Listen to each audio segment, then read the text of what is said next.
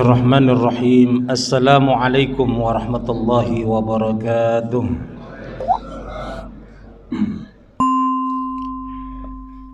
Alhamdulillah thumma alhamdulillah nahmaduhu wa nasta'inuhu wa nastaghfiruh wa na'udzu billahi min syururi anfusina wa min sayyiati a'malina. Man yahdihillahu fala mudilla lahu wa man yudlilhu fala hadiya lahu. Asyhadu an la ilaha illallah wahdahu la syarika lah wa asyhadu anna sayyidana wa nabiyyana Muhammadan abduhu wa rasuluhu la nabiyya ba'dah. Subhanaka la ilma lana illa ma 'allamtana innaka antal alimul hakim wa tub 'alaina innaka antat tawwabur rahim. Rabbi shrah li sadri wa yassir li amri wahlul 'uqdatam min lisani yafqahu qawli. Allahumma faqihna fid din wa 'allimna at-ta'wil amin. Bapak Ibu hadirin hadirat jamaah salat subuh yang dimuliakan Allah Subhanahu wa taala. Wabil khusus para asatiz, ustazah, para hujat, para pengurus DKM Masjid Jabal Ar-Rahmah Alam Asri 3 yang sama-sama semuanya jamaah salat subuh pagi hari ini insyaallah dimuliakan Allah Subhanahu wa taala. Amin ya rabbal alamin.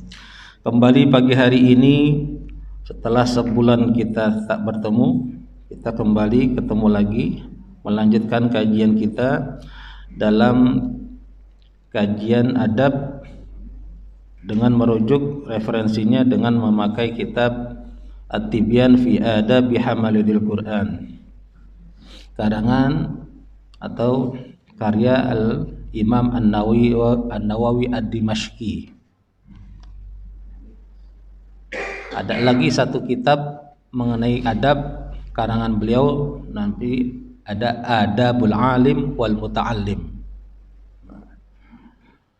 Sekali lagi mungkin masih ada, khawatir masih ada yang rancu. Ada Imam An-Nawawi, ada Syekh Nawawi. Ada Imam An-Nawawi Ad-Dimashqi, ya, orang Damaskus. Ada Syekh Nawawi Al-Bantani, orang Banten, tapi lama tinggal di Makkah, wafat di sana beliau. Termasuk gurunya para guru-guru besar di Indonesia. Gurunya Kiai Haji Hashim Asy'ari, gurunya Kiai Haji Ahmad Dahlan, dan guru-gurunya para gurunya guru di Indonesia. Itu Syekh Nawawi Al-Bantani. Beliau juga sering dijuluki sebagai bapaknya kitab kuning Indonesia, karena hampir seluruh kitab beliau dipelajari di pondok pesantren ya, di Indonesia, dari yang tipis sampai yang tebal-tebal. Syekh Nawawi Al-Bantani. Kenapa pakai kalakopnya Al-Bantani? Dulu Indonesia belum ada, Pak. Mungkin kalau negara Indonesia sudah ada, pakainya Al-Indonesi, tapi Al-Bantani. Jadi tokoh-tokoh atau ulama-ulama dulu pakai nama lakopnya itu nama kampungnya atau nama negaranya. Kalau dia pernah bermukim lama di tempat satu lagi selain kampung kelahirannya, biasanya ditulis 2. Gitu. Seperti Syekh Yasin Al-Fadani Al-Makki. Ya. Ada Syekh Yasin, itu seorang Padang tapi bermukim di Makkah lama. Beliau habis era beliau sampai sekarang belum ada lagi sekaliber beliau yang bergelar Al-Musnidud Dunya. Beliau hafal hadis ratusan ribu hadis beserta sanad dan perawinya.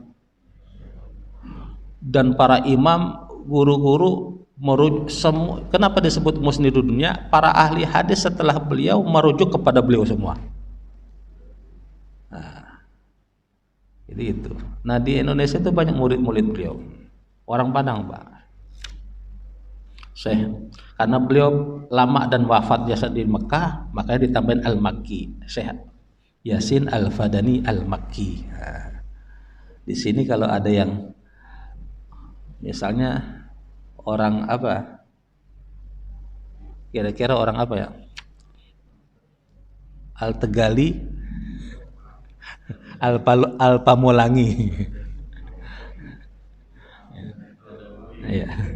Al-Buguri. Nah.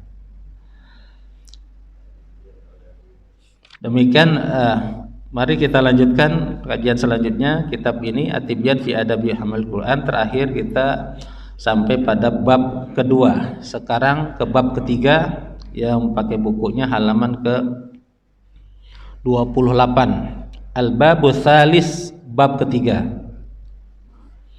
Fi ikrami ahlil Qur'an wa nahyi an idaihim. Bab ini tentang keharusan memuliakan ahli Quran walaupun dia lebih muda dari kita, walaupun mungkin dia ponakan kita, walaupun dia mantu kita, walaupun dia anak kita, walaupun cucu kita, maka ada keharusan, ini babnya, memuliakan beliau. Karena Quran adalah suci dan Allah tidak menitipkan Quran hafalannya kecuali orang yang suci. Allah pilih. Bukan berarti orang-orang Al-Quran gak punya salah, ada salahnya. Tapi dia dititipkan atau dimudahkan untuk menjaga Quran. Inna nahnu nadzalna al-Quran wa inna lahu lahafizun wa inna lahu lahafizun. Maka tidak semua orang dipilih Allah untuk menjaga Quran. Wabil khusus di hafalan. Wa nahyi an idzaihim, dan larangan untuk menyakiti mereka. Qala Allah Ta'ala, berfirman Allah Subhanahu wa taala, "Wa man yu'azzim sya'airallahi fa innaha min taqwal qulub." Surat Al-Hajj ayat 32. Dan siapa siapa saja yang mengagungkan sya'airallah, syiar-syiar Allah. Ulama menjelaskan di antaranya ada agama Allah, syiar-syiar agama Allah. Siapa orang yang mengagungkan syiar-syiar agama Allah, fa innaha min taqwal qulub, sesungguhnya itu lahir, muncul dari takwa, rasa takwa yang ada di hati. Maka logikanya Pak, orang-orang yang mengagungkan syiar-syiar Allah adalah orang-orang bertakwa.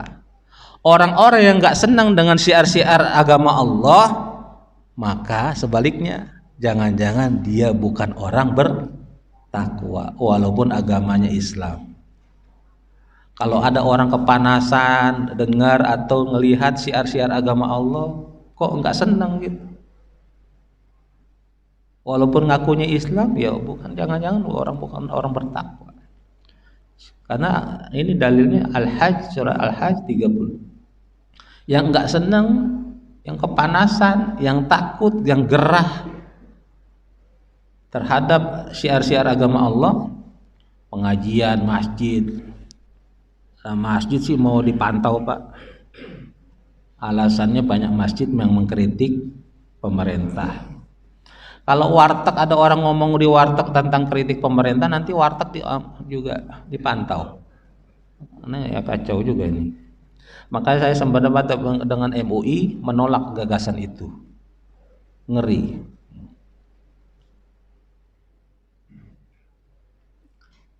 Dan narasumber di masjid pasti punya lah panduan etika, tahapan atau batasan sampai di mana. Kalau memang amar ma'ruf nahi mungkar, ada sesuatu yang perlu disampaikan ke masjid jamaah, apalagi itu sebuah pertanyaan. Saya sering ngajinya tafsir atau hadis, tapi pertanyaan dari jamaah kita nggak bisa ini,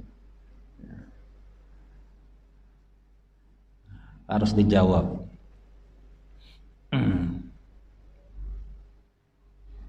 Selanjutnya, waqala Allah Ta'ala, Allah juga berfirman dalam ayat lain.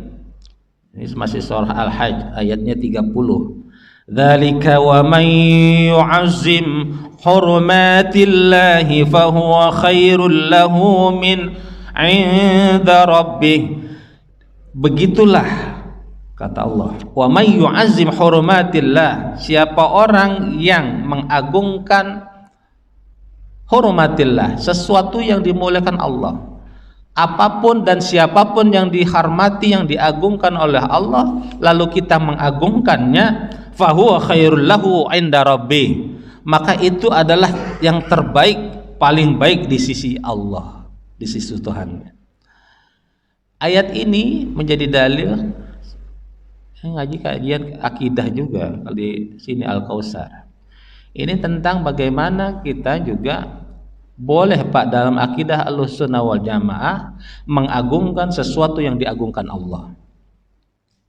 Ketika kita mengagungkan Ka'bah yang cuma adalah bangunan kubus di tengah-tengah Masjidil Haram, kenapa kita mengagungkannya? Karena Allah mengagungkan Ka'bah. Termasuk Hajar Aswad, sangat populer dan viral apa yang dikatakan Umar bin Khattab ketika beliau mencium Hajar Aswad, sesungguhnya engkau tidak bisa memberikan aku mudarat dan tidak akan bisa memberikan aku manfaat. Tapi ya, andai kata aku tidak pernah melihat Rasulullah menciummu, aku pun tak akan menciummu. Pertama, menghormati apapun yang dihormati Allah dan Rasulnya, itu perintah Pak. Selain itu kedua, apa ya namanya, ngikutin apa yang sahabat tuh seringnya Pak nggak pernah nanya kenapa Nabi nyium begitu, kenapa begini, nggak seperti orang ngaji sekarang Pak. Selalu ditanya gitu, kenapa begini Ustaz, dalilnya gimana gitu, udah disampaikan dalilnya masih ngeyel juga gitu. Kalau Nabi dilihat para sahabat nggak banyak nanya, ya udah ikutin aja Pak. Nah gitu.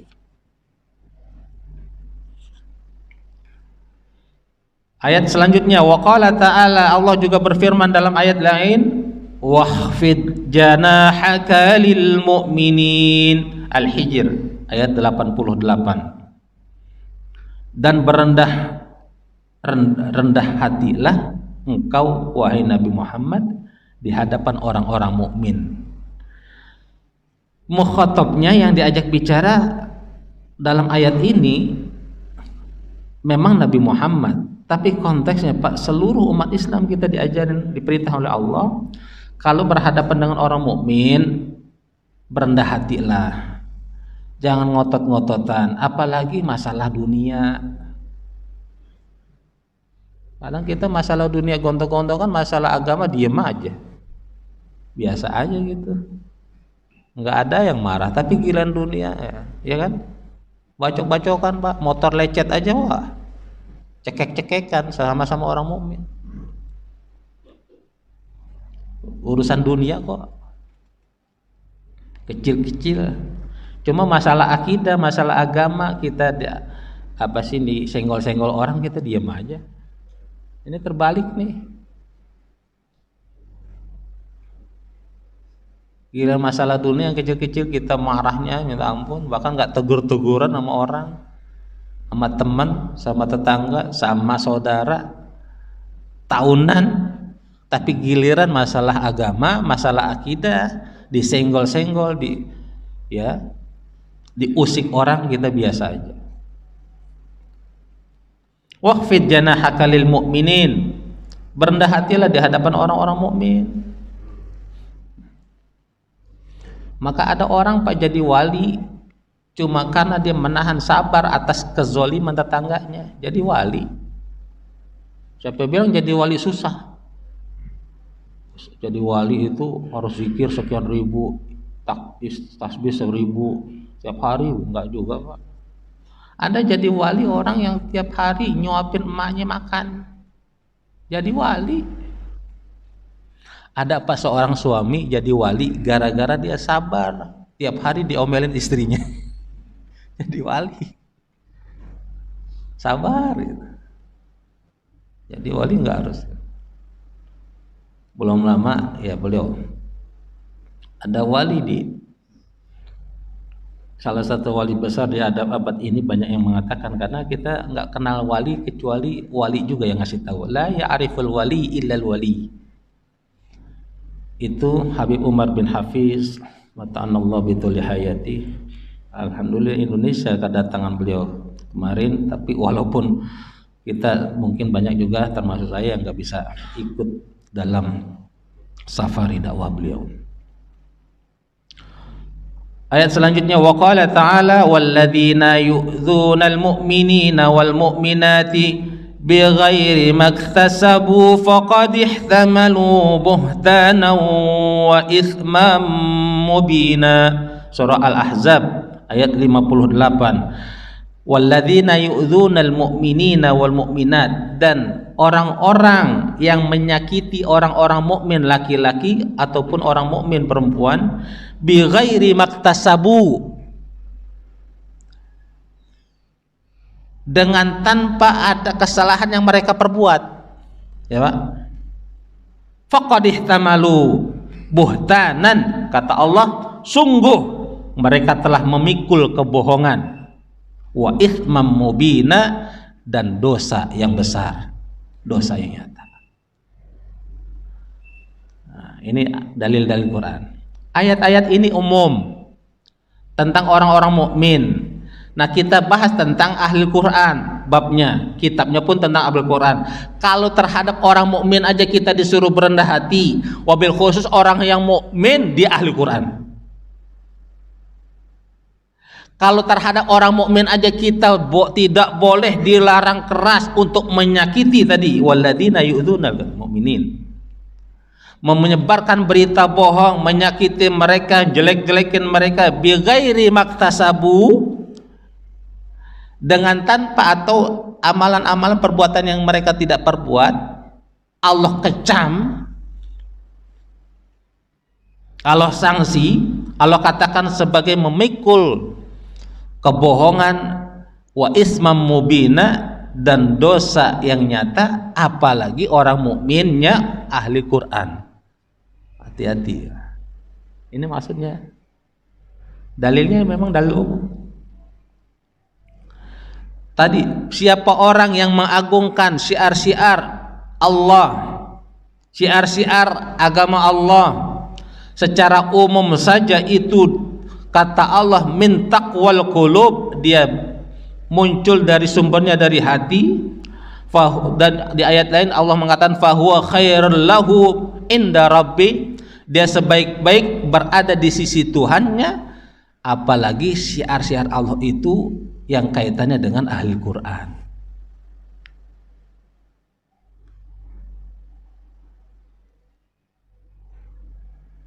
Kalau kita disuruh, diwajibkan, ada suatu keharusan untuk memuliakan orang mukmin.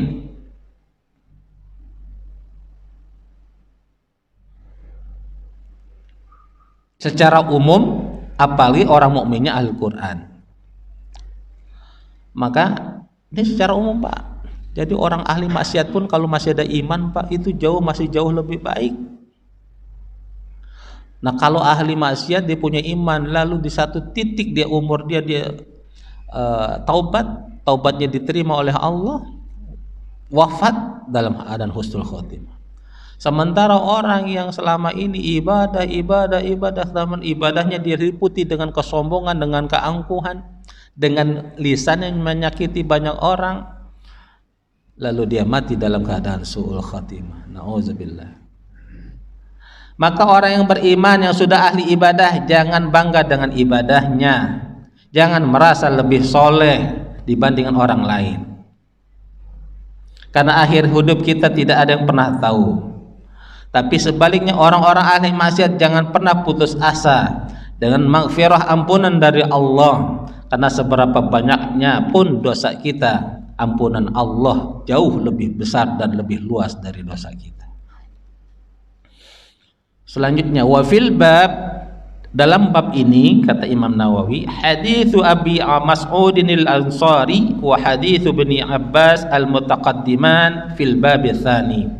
Akan ada pembahasan hadis-hadis yang mirip dari Abi Mas'ud, hadis Abu Mas'ud, dan hadis Ibnu Abbas al-mutaqaddiman yang telah disampaikan atau dibahas pada bab kedua. Untuk saya ingatkan, hadis Ibnu Mas'ud yang bab kedua itu kemarin tentang ya ummul qaum aqra'uhum li kitabillah, hendaklah yang mengimami di antara kalian adalah yang paling ahli dalam Quran. Ya harus, Pak, yang imam Quran harus ahli, ya Pak. Kalau imam sholat, yang ahli sholat, ya, ahli Quran, dia tahu fikihnya, Ya kan, kalau dia nanti batal gimana, nanti bacaannya salah gimana, itu harus tahu. Yang ahli, yang memimpin negara kita juga harus yang ahli. Jangan asal sembah comot. Maka Sayyid Qutb dalam kitabnya Fiqhus Sunnah, Sayyid Sabiq, Sayyid Sabiq dalam kitab Fiqh Sunnah, beliau mengatakan kalau ada orang yang memang banyak diomongin kejelekannya di tengah-tengah masyarakat, walaupun bacaannya bagus Pak, itu boleh nggak dijadiin imam, jangan dijadiin imam.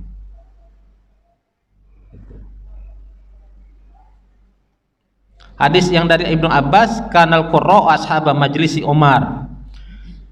Kata Ibnu Abbas, sesungguhnya dulu pada zaman Umar bin Khattab jadi khalifah, itu banyak ahli Quran yang menjadi teman diskusinya Umar bin Khattab, minta pendapatnya masyarakat gitu. Walaupun dia lebih muda.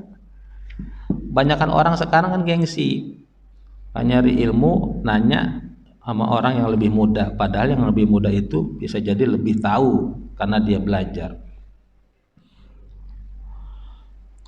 Wa an Abi Musa al-Asy'ari, hadis datangnya dari Abu Musa al-Asy'ari. Kemarin sebelumnya di bab 1 kita sudah bahas, terangin sedikit siapa beliau.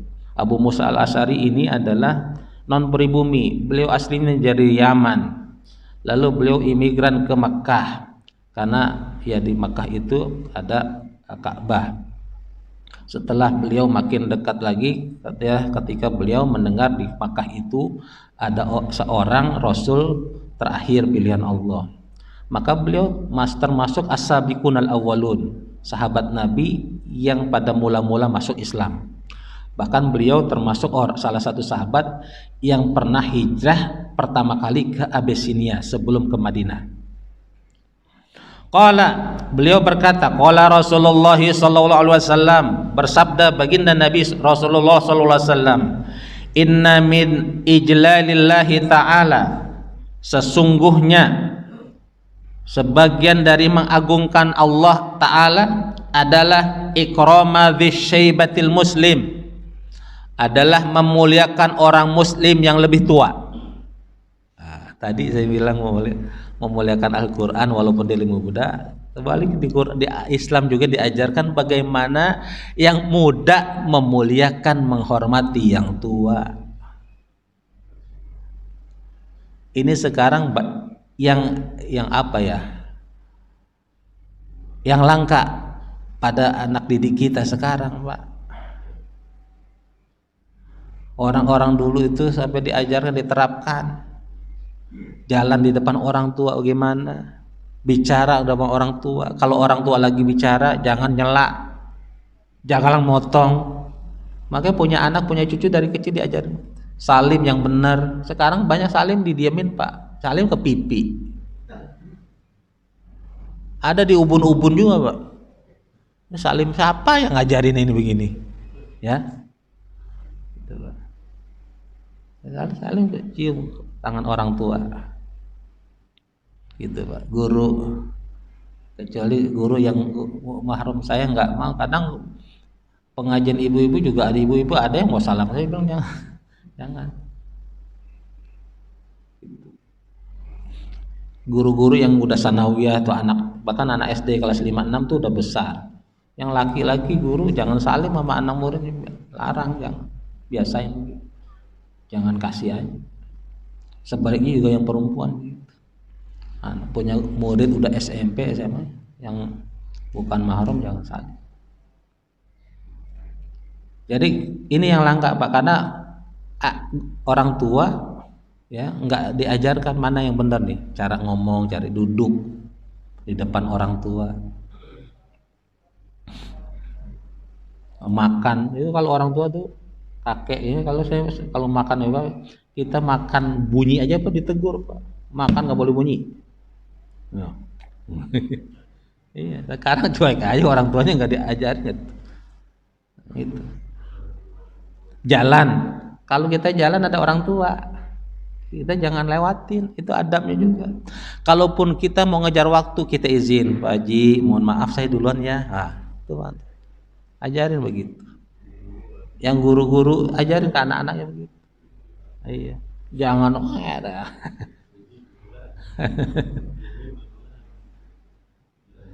Wa hamilil Quran, juga memuliakan ahli Quran. Ghairil ghali fihi wal jafi anhu, enggak berlebihan, jangan berlebihan juga, tapi juga enggak kekurangan atau terlalu mengabaikan, nyepelein. Jangan ngepelein ahli Quran, tapi juga jangan berlebihan juga. Yang sesuai porsinya aja.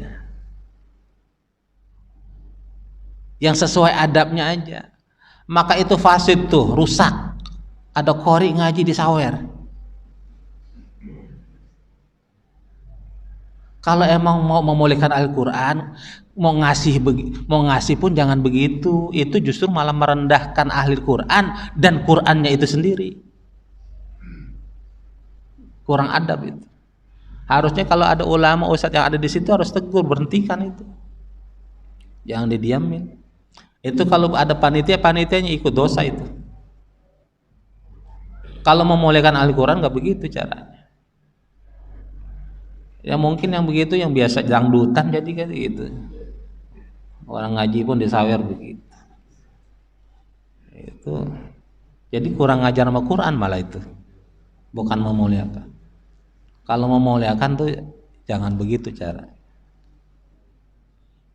Makanya pengurus-pengurus masjid, ada guru-guru ahli Quran mau bawa kasih bingkisan, jangan biarkan guru itu bawa sendiri.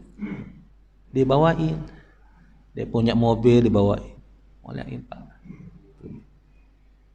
Kalau di Makkah di Masjidil Haram itu imam-imam tuh dikawal Pak. Kemarin tuh sempat banyak orang gila di masjid kan.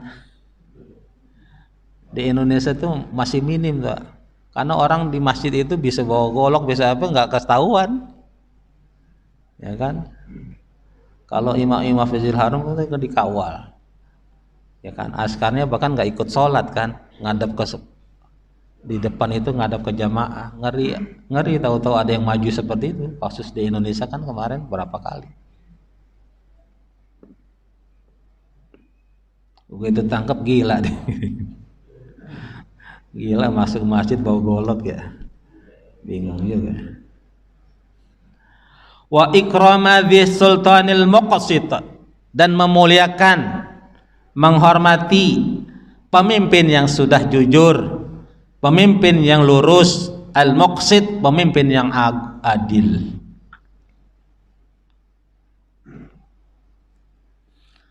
Lalu apa patokannya di pemimpin adil?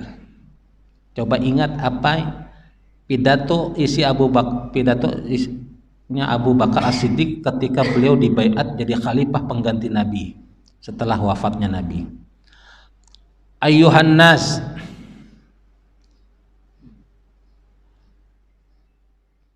innakum qad wullitu alaikum, sesungguhnya engkau telah melantik dan membaiatku sebagai pemimpin kalian. Walastu bi khairikum, padahal aku bukanlah orang yang terbaik di antara kalian. Allahu Akbar. Abu Bakar As-Siddiq, satu-satunya sahabat Nabi yang pernah menemani Nabi di Gua Sur ketika beliau dikejar orang-orang kafir Quraisy. Sahabat Nabi yang juga menjadi mertua baginda Nabi.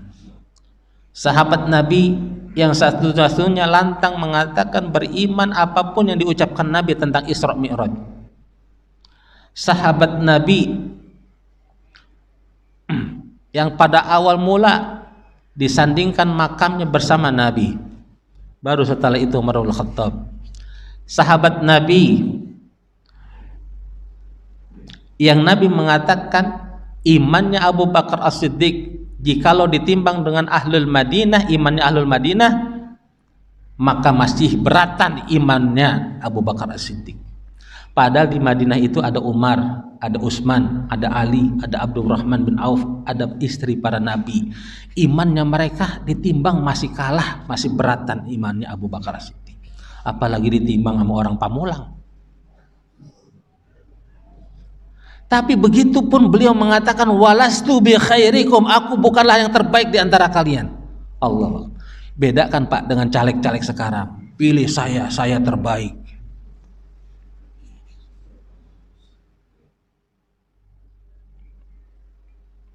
Atiuni ma ata'tullah wa rasulah.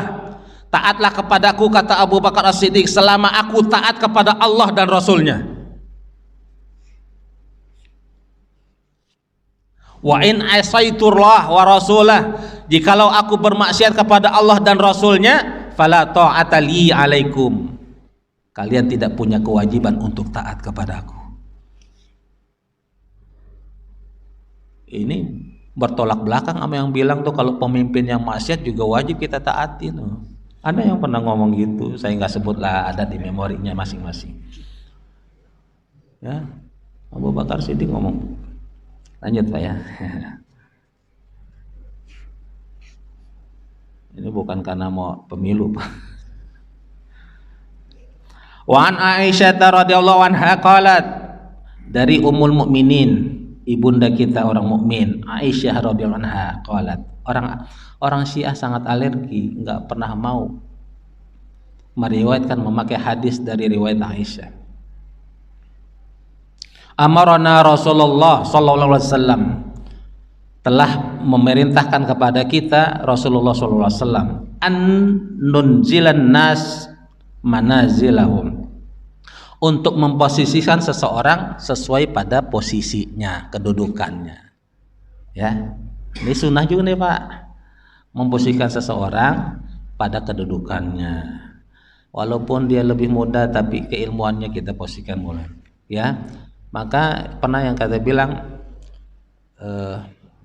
Imam Syafi'i mengatakan al-alimu kabirun wa in kana hadasan, orang yang beralim yang punya ilmu dia menjadi besar walaupun badannya kecil, walaupun orangnya lebih muda. Wal jahilu shaghirun wa in kana syaikhan, sementara orang yang jahil, yang bodoh, yang enggak punya ilmu, dia akan jadi kecil walaupun syaikhan, walaupun orangnya tua, walaupun umurnya tua. Hadis selanjutnya, wa an Jabirin ibni Abdullah radhiyallahu anhu, dari sahabat Nabi Jabir bin Abdullah radhiyallahu anhu, anna nabiyya sallallahu alaihi wasallam kana yajma'u bainar rajulain min qatla Uhudin. Sesungguh bahwasanya Nabi pernah Pak yajma'u bainar rajulain, mengumpulkan yajma'u itu jamak, itu ya, jamaah yajma'u berkumpul, sholat jamaah, sholat yang berkumpul sama-sama. Hari Jum'ah, harinya berkumpul umat Islam. Jima' berkumpulnya istri dan suami, dari kata jamaah. Ya jema'u, jadi Nabi pernah mengumpulkan dua mayat laki-laki korban syahid qatla Uhudin, di perang Uhud. Summa yaqul, lalu beliau bersabda, bertanya, ayyuhuma aktsar akhdan lil Quran, di antara keduanya ini mana yang paling banyak hafalan Qurannya, kata Nabi. Fa in usyira ila ahadihima, ketika beliau sudah ditunjukkan mana yang lebih banyak di antara keduanya, qaddamahu fil lahdi, maka yang paling banyak hafalannya itu didulukan, diletakkan di liang lahatnya. Nah, itu dicontohkan Nabi, dimuliakan. Rawahul Bukhari, hadis ini riwayat Bukhari. Wa an Abi Hurairah radhiyallahu anhu, dari Abu Hurairah radhiyallahu anhu, Abu Hurairah ini dari kecil dia suka main kucing, anak kucing, bahkan hurrah itu anak kucing. Kalau kucing yang udah besar namanya kitun, tapi yang hurrah itu anak kucing. Jadi kalau pakai gamis tuh, yang pakai gamis tuh kan ada kantongnya. Sering kalau lagi ngobrol sama Nabi, beliau anak kucingnya pada nongol gitu. Nah, Jadi banyak kucing. Makanya karena sering ngangkat kucing disebut Abu Hurairah. Ya tapi tetap harus ada, kalau yang mau mengikuti beliau harus jaga kebersihan dan kesehatannya. Nama asli beliau adalah Abdurrahman bin Sakhar. Ini riwayat yang paling sahih. Dia orang satu-satunya, yaitu yang pertama yang dijuluki Nabi sebagai Abu Hurairah. Beliau banyak juga meriwayatkan hadis. Orang-orang liberal mengkritik beliau, kan beliau masuk Islamnya agak belakangan. Kenapa kok ngeriwayatkan hadisnya banyak? Ini jangan-jangan banyak bohongnya. Ahli hadis, ulama hadis banyak, gampang itu menjelaskannya. Walaupun beliau belakangan masuk Islamnya, tapi kemana Nabi jalan beliau ikut. Maka wajar banyak hadis yang beliau riwayatkan. Sementara sahabat-sahabat kan ada yang bisnismen, yang sibuk dengan bisnisnya, nggak sering ngikutin Nabi. Sementara Abu Hurairah sering. An Rasulillah sallallahu alaihi wasallam, dari Nabi Rasulullah sallallahu alaihi wasallam, innallaha azza wa jalla qala, sesungguhnya Allah berfirman. Kalau firman Allah dinyatakan dalam hadis disebut hadis qudsi. Allah berfirman, man adzali waliyan, siapa orang yang menyakiti kekasihku, waliku, faqad adzantuhu bil harb, maka dia telah mengumumkan kepadaku perang kepadaku. Rawahul Bukhari. Di antara kekasih Allah para ulama dan para ahli Quran, keluarga Allah. Man adzani waliyan faqad adzantuhu bil harb, siapa orang yang menyakiti kekasihku, kata Allah, maka dia telah mengumumkan perang kepadaku. Selanjutnya wasabata fi sahihain, dan telah diriwayatkan dalam kitab sahihain. Sahihain maksudnya adalah Sahih Bukhari dan Sahih Muslim. Anhu sallallahu alaihi wasallam annahu qala, sesungguhnya baginda Nabi sallallahu alaihi wasallam bersabda, man shalla subha, siapa orang yang salat subuh, fa huwa fi dhimmatillahi ta'ala, maka dia dalam jaminan Allah. Fala yatlubannakumullahu bi syai'in min dhimmati, maka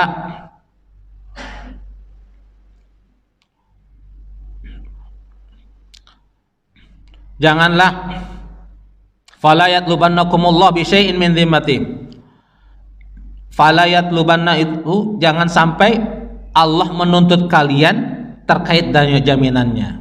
Artinya jangan sampai nggak sholat subuh. Kedua, kalau orang yang sudah sholat subuh maka ada jaminan Allah, maka orang yang udah sering sholat subuh, ya termasuk sholat-sholat yang lain, jangan gampang dicaci maki, dibilang kafir, dibilang bid'ah, dibilang syirik, dialis. Hati-hati, jangan mudah kita mencap sesama orang mukmin. Dia udah sering sholat kok masih dikata-katain. Bukankah kita yang nggak sholat aja kita disuruh dakwahin supaya sholat? Ini orang udah sholat masih dikata-katain. Nah, yang repotnya lagi, anehnya itu yang begitu yang sering sholat. Sering sholat tapi ngatain orang. Sering sholat ke masjid tapi kok manyun aja pak, asem aja. Asar sujudnya mana? Itu yang maksudnya asar sujud itu lebih konteksnya ke situ, bukan jidat kita hitam. Min atharis sujud, bekas-bekas sujud kita di hadapan Allah memancarkan aura positif. Ketemu sesama muslim senyum, salam, bukan cuma sekedar hitam. Sementara ketika ketemu sesama muslim kita manyun. Gimana coba? Nggak saling tegur. Asar sujudnya mana? Bekas sujud kita. Bekas sujud kita yang lain ada apa? Kita punya harta berlebih, bantu fakir miskin, anak yatim. Tadi imam sering baca tuh surah Al-Faiz, fa ammal insan idza mabtalahu rabbuhu fa akramahu wa na'amahu fa yaqulu rabbi akraman. Banyak manusia ketika dimuliakan Allah sedikit dikasih diangkat jabatannya, dikasih ke lapangan rezeki, lalu dia sombong, rabbi akraman. Aku dimuliakan Allah. Tapi ketika wa amma idza mabtalahu faqadara alaihi rizqahu fa yaqulu rabbi ahanan, ketika disempitkan rezekinya, susah, yang ke bisnisnya kemarin lancar-lancar aja sekarang kok sempit, dia maki-maki Allah, rabbi ahanan, Allah menghina gua nih, Allah lagi nyuekin gua nih. Bukan. Apa jawaban Allah? Kalla la tukrimunal yatim. Ketika kau telah diberikan lapangan rezeki, kalian la tukrimunal yatim, kalian tidak memuliakan anak yatim. Padahal ketika engkau dilapangkan oleh Allah rezekimu, Allah titip di situ ada hak anak yatim. Di RT-mu, di komplekmu lagi banyak anak yatim, bantu. Wala tahadduna ala ta'amil miskin, kalian pelit, bahkan bukan hanya untuk berbagi kepada orang fakir miskin makan, engkau malah mencegah orang mau berbagi fakir miskin, malah dicegah. Ngapain, biarin aja, dia masih muda. Udah nggak nolong orang mau nolong dipengaruhin gitu. Nah, jelek nih. Banyak yang gitu. Selanjutnya, Pak. Wa 'anil imamain al-jalilain. Datangnya dari dua imam yang mulia. Imam main dua. Imam satu, imam main dua. Jalil satu, jalilain dua. Dua imam yang agung yang mulia, yaitu Abi Hanifah wa Syafi'i. Imam Abu Hanifah dan Imam Asy-Syafi'i rahimahumullah ta'ala. Semoga Allah menyayangi mereka, merahmati keduanya. Qala, beliau berdua berkata, in lam yakunil ulama'u awliya Allah. Tadi saya bilang yang disebut kekasih Allah diantaranya ulama. Nah, kedua imam kita ini berkata, kalau Allah tidak punya, kalau ulama itu bukan wali-wali atau kekasih Allah, falaysa lillahi waliyun, maka Allah tidak akan pernah punya wali. Maksudnya apa? Kalau ulama bukan wali Allah, yang dimaksud Allah ada wali kekasih Allah, ulama, lalu siapa lagi ya wali Allah? Gitu loh. Masa tukang mabok wali Allah? Ya. Wali Allah pasti ulama, Al-Quran. Makanya tadi Umar bin Khattab sering musyawarah. Iya. Kecuali wali murid, Pak. Wali kelas, wali murid bisa siap. Terakhir ya, ini biar ada. Udah agak siang nih. Qala al-Imam Al-Hafiz Abul Qasim Ibnu Asakir. Berkata Imam Hafiz Abul Qasim Ibnu Asakir, beliau adalah ulama ahli hadis yang juga wara. Beliau ada yang menyebutnya juga imam, ada yang juga musnid, ada juga al-hafiz. Al-hafiz itu gelar dalam ilmu hadis, di antaranya disematkan kepada tokoh ulama yang mampu minimal menghafal hadis 100.000 hadis beserta sanadnya. 100.000 hadis, bukan 1.000, 100.000 hadis. Makanya saya pernah bilang, sebenarnya nggak pernah ada Pak orang hafal Quran tuh gelarnya Al-Hafiz. Nggak tahu baru sekarang. Guru-guru saya tuh nggak ada Al-Hafiz. Al-Hafiz itu di ilmu hadis ada Al-Hafiz. Kalau ulama yang 100.000 hadis. Kalau hadis 100.000 hadis dia hafal beserta sanadnya, perawinya, apalagi Quran yang cuma 6.000. Gitu.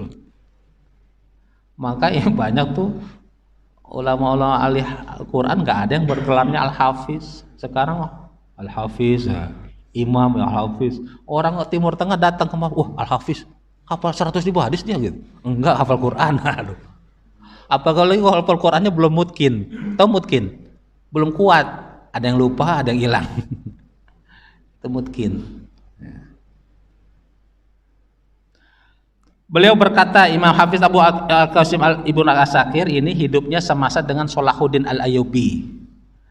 Bahkan ada satu riwayat yang mengatakan ketika beliau wafat dimakamkan, Salahuddin Al-Ayyubi ikut menyolatkan dan ikut ke pemakaman beliau, Salahuddin Al-Ayyubi. Beliau berkata, "I'lam ya akhi, ketahuilah wahai saudaraku, wafaqanallahu wa iyyaka limardati." Semoga Allah memberikan taufiknya kepada kami dan kepada kalian, kepada engkau atas apa-apa yang diridhoinya. Wa ja'alana mimman yakhshahu wa yattaqihi haqqa tuqatih, dan Allah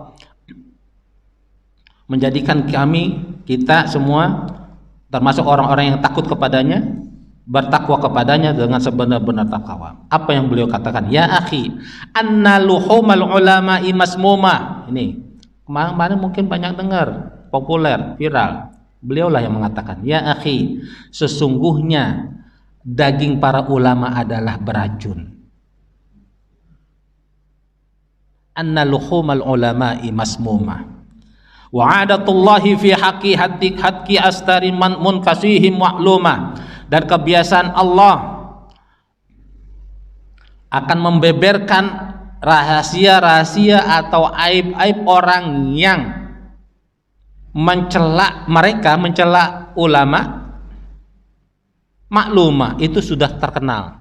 Jadi artinya apa? Pasti orang yang mencela ulama, orang yang menyakiti ulama, orang yang memfitnah ulama, bukan dia yang akan balas, Allah yang akan balas.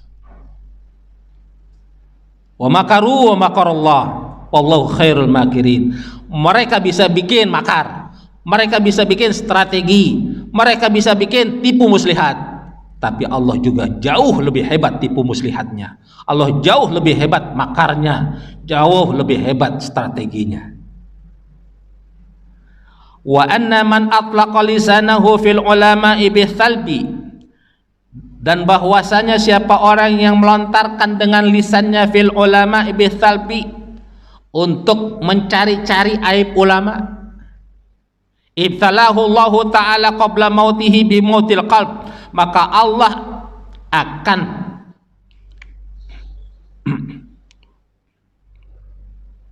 jadikan hatinya mati sebelum dia mati. Sebelum matinya dia Pak, mati hatinya dulu. Artinya nasihat, kebaikan apapun hilang, mental semua. Khawatir justru nanti ujungnya dia mati dalam keadaan su'ul khatimah. Allah berfirman dalam Al-Quran surah An-Nur ayat 63, falyahdharil ladzina yukhalifuna an amrihi an tusibahum fitnatun aw yusibahum adzabun alim. Hendaklah kalian takut wahai orang-orang yang menyalahi aturan-aturan perintahnya Nabi, an tusibahum fitnah, engkau nanti akan mendapatkan fitnah atau ujian, au yusibahum adzabun alim, atau tertimpa azab yang pedih. Mudah-mudahan ini bermanfaat. Ini akhir dari bab ketiga. Silakan jika ada yang bertanya. Silakan Pak. Ya, siapa ada? Ini kan kita dalam thalibul ilmu saja, dalam teman-teman surga. Apakah ada bedanya Ustaz, orang mengerjakan satu ibadah karena tahu ilmunya dan yang satu tidak tahu ilmunya? Misalnya kita ada tulis contoh, misalnya masuk dalam masjid, kalau matafu yang bapak mati kita baca, ada satu lagi nggak mau baca gitu, mau gitu kan. Begitu keluar dari masjid kita ada tulis di situ ya kan, menyediakan apa? Orang misalkan milik padri keluar dari masjid atau keluar dari orang yang kiri, tapi kita nggak mau tahu apakah ada bedanya Ustaz? Sama-sama dalam masjid, sama-sama masuk masjid, tapi yang satu pakai niat, satu nggak pakai niat, satu pakai ilmu, satu nggak pakai ilmu. Ada lagi? Satu lagi? Ibu-ibu, kanan, kiri, tengah. Allah berfirman. Oh ya, silakan. Waalaikumsalam warahmatullahi wabarakatuh.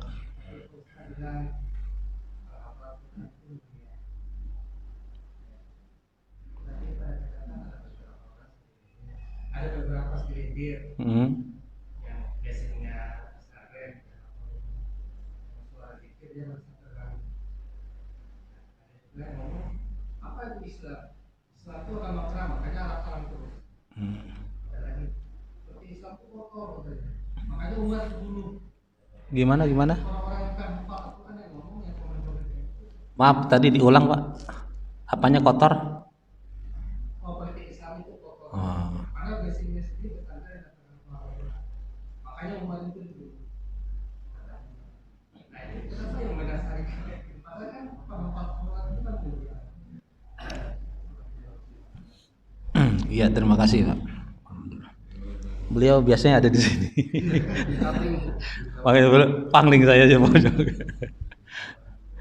Yang pertama, Allah berfirman sekaligus nyindir kepada kita, hal yastawil ladzina ya'lamuna wal ladzina la ya'lamun. Apakah sama orang yang berilmu dengan orang yang tidak berilmu? Sama enggak, Pak? Beda. Maka orang yang ahli ibadah, ya, walaupun ibadah terus tanpa ilmu, ya, orang yang berilmu dia ratusan rakaat yang ahli ibadah tanpa ilmu, sama orang yang berilmu ibadahnya misalnya sholatnya cuma 2 rakaat, beda. Bahkan ini sangat terkenal memang, naumatul alim khairun min ibadatil jahil. Itu di beberapa kitab juga dikutip itu. Tidurnya orang alim, orang berilmu masih jauh lebih baik daripada ibadahnya orang bodoh. Ya, kayak beok gitu, orang dia ruku sujud tapi nggak tahu yang disujudin apa, yang dibaca apa, gitu. Maka kalau nggak salah kita pernah bahas tingkatan kita beriman, kita jangan taklid terus, ya. Kita harus tahu tuh hujahnya apa. Ini saya baca. Sholat juga begitu. Kalau waktu dulu masih remaja kita sholat nggak tahu bacaannya artinya. Sekarang harusnya tahu. Subhana rabbil a'la itu artinya apa. Wajjahtu wajhiya lilladzi fatara samawati artinya apa. Jadi itu buat menambah kekhusyuan kita. Subhana rabbil azimi apa. Rabbana lakal hamdu. Rabbighfirli warhamni. Padahal itu doa cakep banget itu Pak. Lagi dia duduk di antara sujud, tapi kebanyakan kita buru-buru.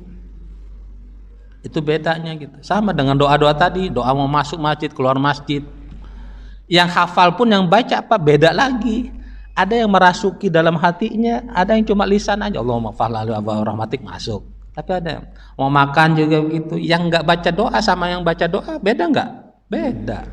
Yang minimal yang makan pakai baca doa Allahumma barik lana fi ma razaqtana wa qina azabannar, tiap suapan dia makan dihitung ibadah. Karena dia ngajak Allah ketika dia mau makan. Dia mengakui yang dimakan ini rezeki dari Allah, anugerah dari Allah. Yang mau nyari nafkah, suami keluar, bismillahi tawakkaltu 'alallah la haula wala quwwata. Dia ngajak Allah untuk keluar. Tiap langkahnya dia mencari nafkah dihitung fisabilillah. Begitupun yang mencari ilmu, belajar anak-anak kita. Baca, suruh baca. Yang enggak baca, ya enggak ada. Sampai nanti dia nauzubillah min zalik, Allah tetapkan wafatnya dia dalam keadaan nyari nafkah. Beda enggak? Yang ketika keluar rumah baca bismillahirrahmanirrahim, dia wafat di tempat kerjanya, insya Allah Pak, matinya dalam keadaan husnul khotimah. Karena dimulai langkah dari rumahnya dia keluar pakai bismillahirrahmanirrahim. Tapi nih, yang tidak ikutin Allah ketika dia nyari nafkah keluar dari rumah, dia wafat mati di tempat kerjanya, di perjalanan dia ini, khawatir dia mati bukan dalam keadaan sedang ibadah, dalam keadaan su'ul khotimah. Pastinya beda. Gitu. Bahkan sekarang Pak yang ke masjid aja macam-macam beda. Ya, ada yang ke masjid niatnya nyari sendal orang. Ada kotak itu banyak CCTV ya. Waduh udah banyak CCTV, kotak amal lagi ini macam-macam. Ada yang ngaji pengajian, pulang pengajian ceritainnya gelang ustazahnya mulu. Aduh macam-macam. Lihatnya tahu. Yang kedua, ada katanya tadi ahlul Quran mulia, tapi ada juga ahlul Quran kok dari akhlaknya, dari omongan, pemikirannya memang. Satu sisi, pertama perlu juga diluruskan lagi. Sebelumnya kita sudah bahas apa yang disebut ahlul Quran. Bukan hanya sekedar hafal Quran. Hafal Quran itu baru satu poin. Yang disebut hamilul Quran, makanya ini kitabnya namanya At-Tibyan fi Adabi Hamalatil Quran. At-Tibyan penjelasan tentang adab-adab bagi orang-orang pengampu. Pengampu apa? Ahli Quran. Al-Quran itu bukan hanya hafiz Quran, yang belajar tafsirnya, yang belajar baca tulis Quran itu, yang guru. Kan pernah saya lupa, di daerah Sumatera itu saya lupa, ada kuburan seorang guru TPA yang sudah 8 tahun dibongkar masih utuh Pak, dan begitu diangkat wangi. Dia nggak hafal Quran, tapi dia tahunan hidupnya didedikasikan untuk mengajarkan anak-anak di situ baca tulis Quran, dijaga oleh Allah. Jadi yang disebut Al-Quran nggak hanya hafiz Quran. Komen itu mantan PBNU, otomatis secara namanya melotot terus komen. Ya, kalau ya itu dia, makanya saya bilang Al-Quran itu, saya bilang bukan hanya yang hafiz Quran, bagaimana amalannya sesuai dengan Quran atau tidak, omongannya, cara berpikirnya. Seringkali kita ibadah benar, kita kan sering ngaji ini pengen ibadah kita yang lebih benar apa, tapi seringkali kita tidak sampai bagaimana berpikir benar.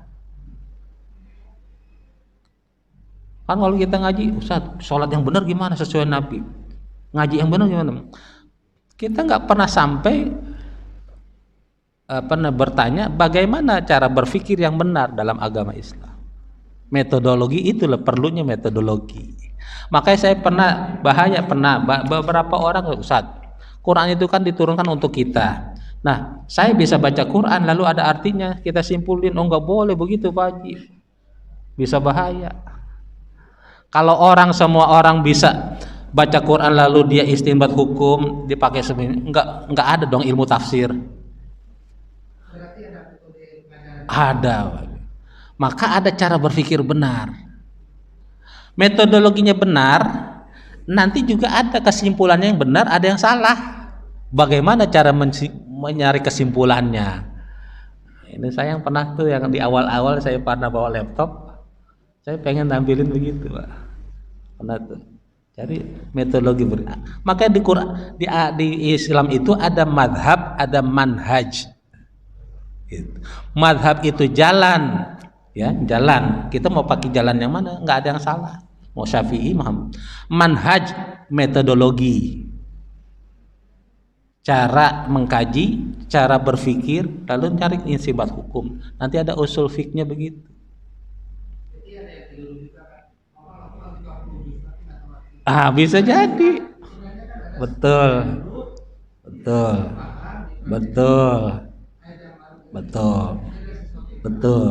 Nah, di kitab ini kita baru bahas tentang adabnya Pak.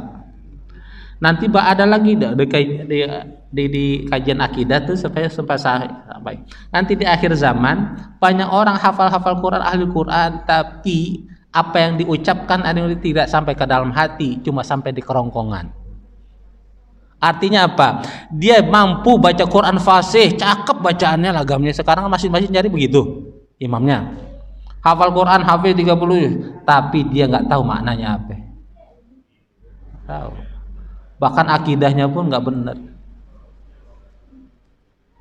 Gitu Pak. Nah, buat nasihat juga para ahli Quran juga begitu. Pak Hafiz Quran. Hafiz Quran itu bisa hilang Pak.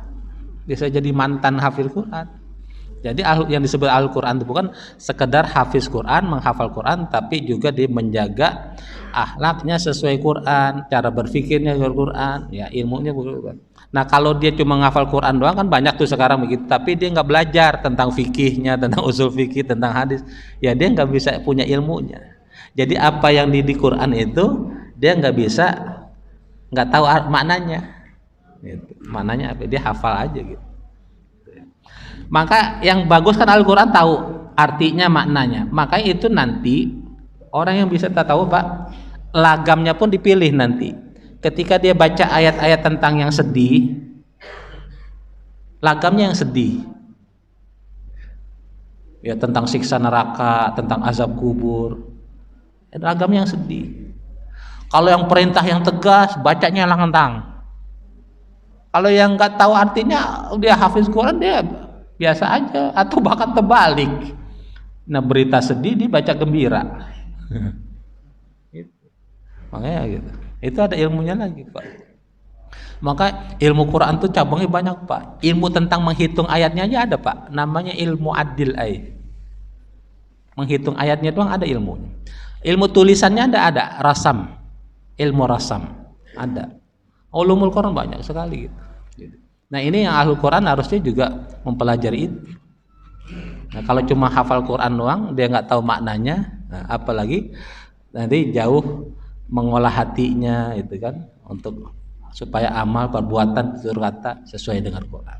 Nah, itu yang tadi mungkin yang maksudnya ada orang-orang seperti itu yang mungkin, dan ulama di sini nanti kajiannya lagi kalau mau dibaca lagi tuh ada karangan Imam Al-Ghazali di Ihya Ulumuddin atau di Bidayatul Hidayah. Menurut Imam Al-Ghazali ada ciri-ciri ulama. Siapa sih yang disebut ulama? Nah, ini kan kita baru sebut ulama. Lalu ulamanya itu siapa? Yang bagaimana ulama? Apa yang profesor, kiai haji, yang disebut syekh, yang sorbannya lebar, yang pecinya tinggi, yang di Arab belasan tahun? Nah, apa yang hajinya udah 13 kali? Siapa yang ulama itu? Paling tidak di Quran Allah mengatakan innama yakhsyallah min ibadihil ulama, sesungguhnya yang disebut ulama di sisi Allah adalah orang-orang yang takut kepada Allah. Dia profesor, dia kiai, dia pimpinan pesantren, dia hafiz Quran, dia syekh, dia lama di Arab, tapi dia nggak takut sama Allah. Omongannya makin kita bikin makin kurang ajar dengan Allah, makin kurang ajar dengan Quran, membuat kita ragu terhadap Quran, maka jangan-jangan justru bukan ulama, dia setan. Demikian, mudah-mudahan bermanfaat buat kita semua.